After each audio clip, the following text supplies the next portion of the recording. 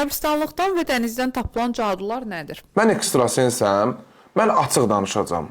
Mən kişiyəm. Bəzi adamlar var ki, nakişidir. Açıq danışaq. Bugünkü gündə mən istəsəm, Azərbaycanımızın dörd tərəfinə istədiyim qədər cadu bastıra bilərəm. Adam tutaram, verərəm 500 manat, deyərəm ki, Yasamal qəbirstanlığında 50 dənə bastır. Xətai qəbirstanlığında 50 dənə bastır. Mingəçevirə gedəcək, Mingəçevirdə 10 dənə bastır. Bugünkü gündə falçıların 99%-i deyir sənin cadun var, əməlin var. Halbuki o cadunu gedib çıxarda bilmir. Əgər bir baxıcı bir cadunu çıxarda bilmirsə, bir cadu olunduğun deyirsə, çıxarda bilmirsə, o necə baxıcıdır?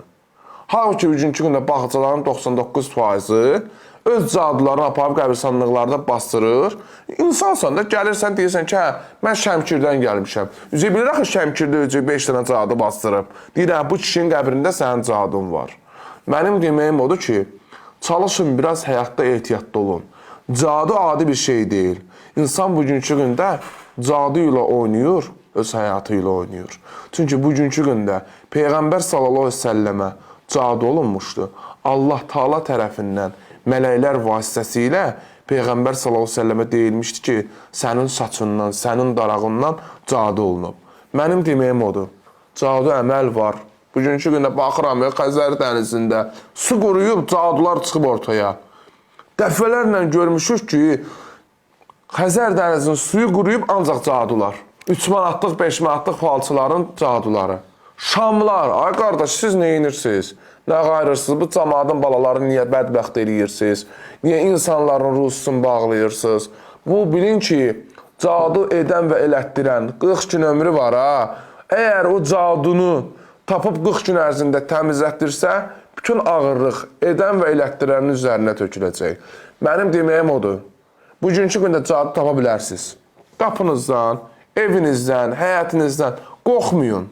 Çünki adicə bir ayət-i kürsün bugünkü gündə oxuyub üzərinizdə o cadunu yox edə bilərsiniz.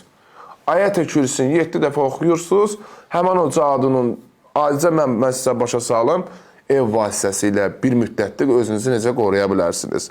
Cadu tapmısan, bir dənə adicə suya yarım stəkan alma sirkəsi, yarım stəkan da su, 3 damcı da duz. Ayət-i kürsünü oxuyub, həmən cadunun üzərinə tökməklə o cadunu özündən məhv eləyə bilərsən. Mən bunu başa salım, nə bilim, cadudur, gətir 2000 ver, 3000 ver, caduyu təmizləyim, 5000 ver, caduyu təmizləyim. Allaha sığının. Mən hər zaman deyirəm ki, qurban olduğum bizi çətin duruma da sala bilər, ruzumuzu da çəkə bilər, bərəkətimizi də çəkə bilər. Sadəcə səbirli olmaq lazımdır. Cadu, əməl, tilsim var. Cadu insanın yolunu bağlaya bilər.